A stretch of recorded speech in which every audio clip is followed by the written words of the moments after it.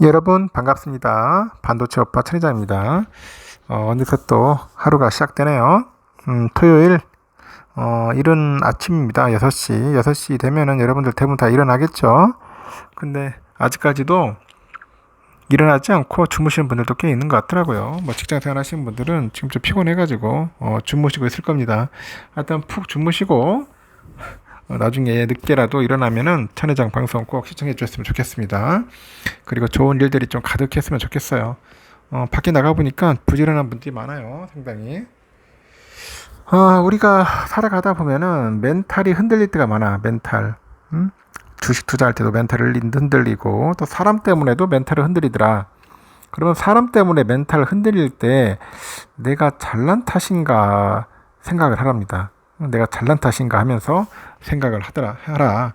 뭐 그런 이야기인데, 내 할 일 열심히 하면서 나름 잘 살고 있는데 하필 그럴 때 꼭 친구든 동료든 가족이든 무례한 말을 해가지고 내 기분을 망쳐버릴 때가 있습니다. 내 기분을 망쳐버릴 때가 있어. 도대체 그때는 무엇일까요? 잠깐 기분만 망치면은 그나마 다행인데, 뭐 생각 없는 말들로 인해서 내 멘탈까지 깎고 나면은 억울하고 또 화가 나가지고 잠도 안 오기도 한다는 거죠. 소리 지르고 화를 내자니 나도 똑같은 사람이 되는 것 같아 싫고, 뭐 그렇다고 나 혼자 화를 삭히자니 억울하고 또 씁쓸하고, 그 스스로가 또 호구같이 또 느껴지기도 합니다. 이럴 때는 그냥 나에게 이렇게 한번 말해보는 겁니다. 내가 잘나서 그런가? 뭐 그렇게 생각하는 거예요. 내가 잘나서 그런 건가? 어차피 무례한 사람들은 자신이 무례한 줄 몰라요, 여러분. 무례한 줄 모릅니다. 융통성 없는 사람을 상식으로 상대하려고 해봤자 내 입만 아프고 내 멘탈만 아깝다는 겁니다. 그러니까 화가 차오를 때는 그들을 생각하면서 뭐 씩씩거리기보다는 내 자신을 환하게 바라보면서 칭찬을 해주는 겁니다. 칭찬해 주는 거야. 그 칭찬은 절대로 거짓 칭찬이 아니겠죠. 아닙니다. 실제로 사람들은 자신보다 잘난 사람에게 더 질투를 느끼고 시기하며 어떻게든 깎아내리려고 합니다. 그래서 아무리 나를 세게 공격하는 말도 내가 무시하면 아무런 힘이 없어요. 나를 비난하는 어리석은 말에 내가 나서서 힘을 실어주지는 말자. 그런 이야기입니다. 한번 여러분 실천하시면 좋을 것 같아요. 그러면 또 삼성의 이야기를 한번 또 해보도록 하겠습니다. 뭐 제가 뭐 삼성전자 이야기는 매일 하루도 안 빠지고 지금까지 달려왔는데, 그냥 편하게 그냥 재밌게 들어주세요. 들어주시면 됩니다. 뭐 꼭 투자를 떠나서 뭐 듣다 보면은 삼성에 대해서 좀 알지 않겠습니까? 삼성이 이번에 26일 날 예정된 그 언팩에 맞춰가지고 서울 광장에서 진행하려던 그 야외 행사를 취소를 한답니다. 취소하고 실내에서 진행하는 그 언팩 본행사에 집중하기로 했어요.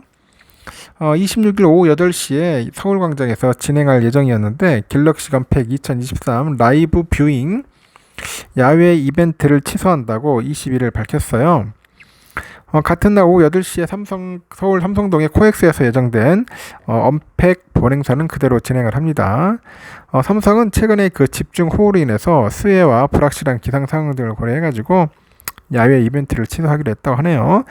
실내에서 개최되는 갤럭시 언팩 2023 행사에 집중을 해가지고 신제품을 소개할 예정이라고 합니다.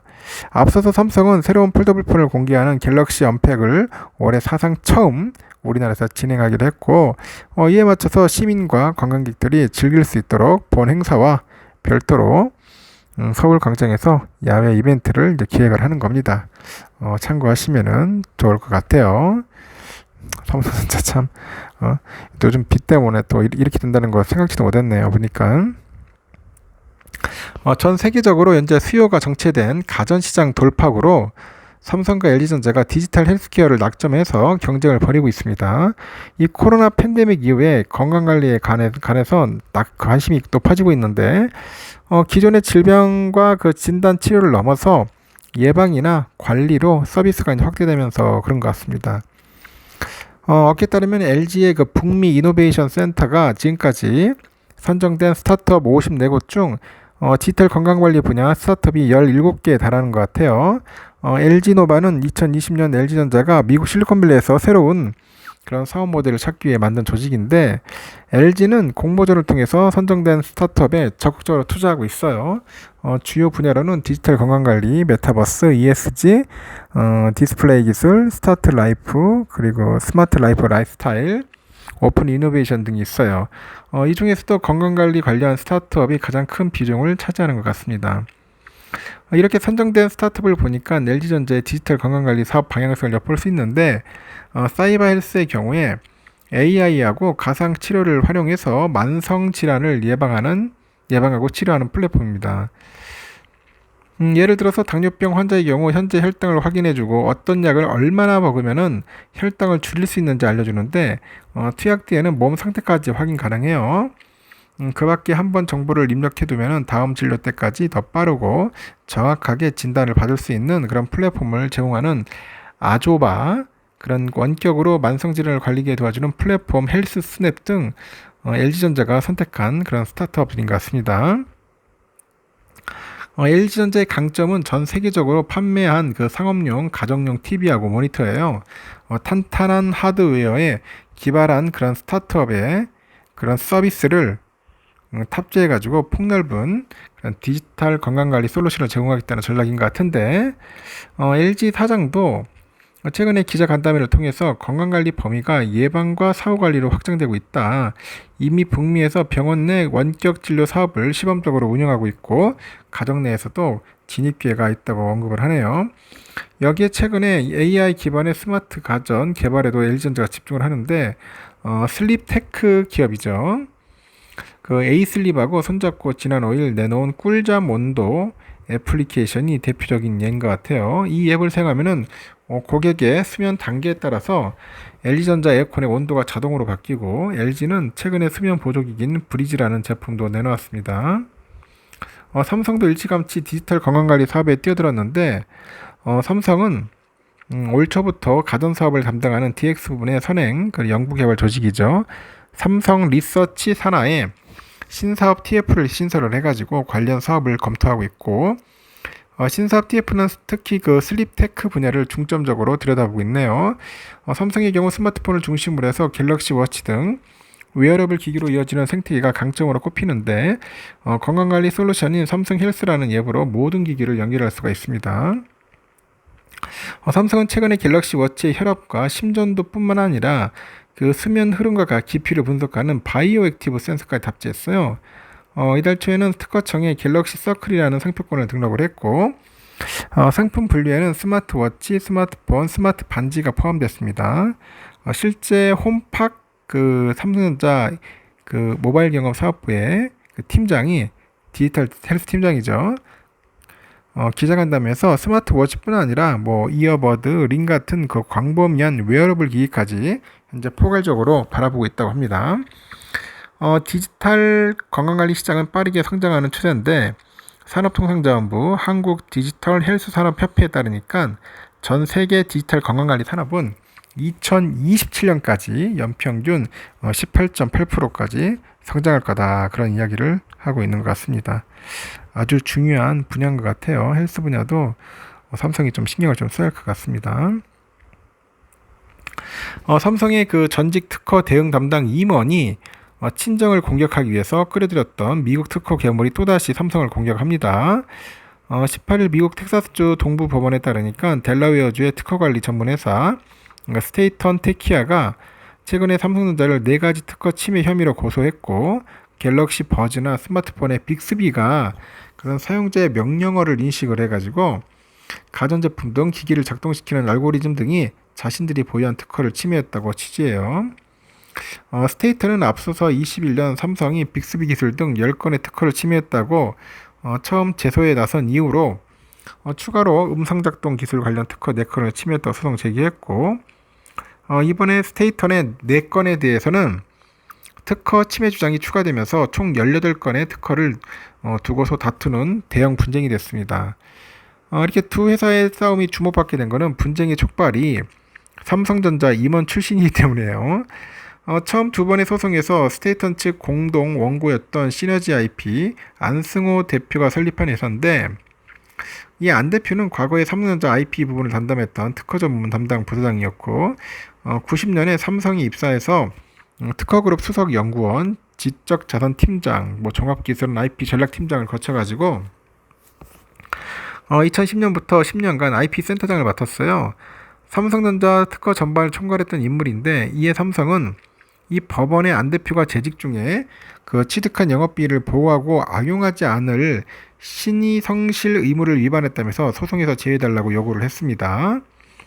법원이 이 같은 요구를 받아들이면서 안 대표는 소송 전면에서 빠지게 됐고, 이대로 마무리될 것 같은 전쟁은 스테이턴 측이 다시 불씨를 지피면서 확산이 되는데, 이 스테이턴이 이번에 추가 소송이 나선 것은 삼성이 앞서 제기했던 특허 권리 무효 소송에서 사실상 승리했기 때문이겠죠.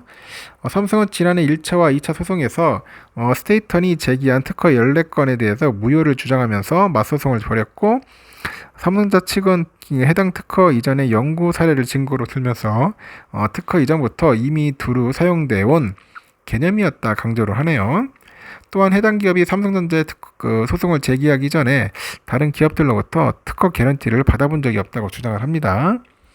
하지만 올해 초에 미국 특허 심판원은 해당 특허를 대부분 유효로 인정했고요. 스테이턴의 손을 들어줬습니다. 어깨에서도 그 특허권을 인정받은 것에 고무된 이 스테이턴 측이 소송 전선을 확대하고 나서는 것 같아요. 이번 추가 소송에서 안 대표가 속한 시너지 IP는 빠지고 스테이턴 측만 단독 원고로 나섰다고 합니다. 야, 그래도 한때 삼성의 밥을 먹었다는 놈들이 참 이런 짓을 하고 있네요. 보니까 참 황당합니다. 황당해. 미국의 반도체 업계를 대표하는 대만계 경영인 중 한 명이죠. 리사스 AMD CEO 여잔데, 지난 18일 4년 만에 대만을 이제 방문했다. 그런 겁니다. 닷새간의 일정 동안 그런 AMD가 대만 내 공급망 파트너들과 개최한 혁신의 날 행사를 비롯해서 TSMC, 아이폰 제조업체 페가트론, 맥북 제조업체 퀀타 컴퓨터 등과 만남을 가졌네요. 중국 시보 썬리 TV, 진저우칸 등 복수의 대만 매체는 리사스 CEO가 19일 개최된 AMD가 대만 내 공급망 파트너들과 개최한 혁신의 날 이 행사 이후에 기자들과 만나서 AMD의 3나노 파운드리 공정 등 차세대 제품 물량을 삼성전자 파운드리로 넘길 수 있다는 한국 언론의 보도에 대해서 질문을 받았다고 합니다. 이 질문에 리사스 CEO가 한국 언론을 믿느냐 그렇게 되물었고, TSMC와 끈끈한 연대를 강조했습니다. 이어서 그는 2017년 시장 점유율 1%에 불과했던 AMD가 고성능 컴퓨팅 부분 리더로 변신한 데는 TSMC가 결정적인 역할을 했다고 덧붙이죠. 여기에 애플하고 엔비디아, AMD 등 주요 팹리스 기업들의 TSMC 쏠림 현상이 심화되고 있는데, 이 반도체 업계에서도 TSMC의 생산 능력이 한계에 이르면서 AMD가 삼성의 차세대 제품 생산을 위탁할 것이라는 소문이 돌았죠.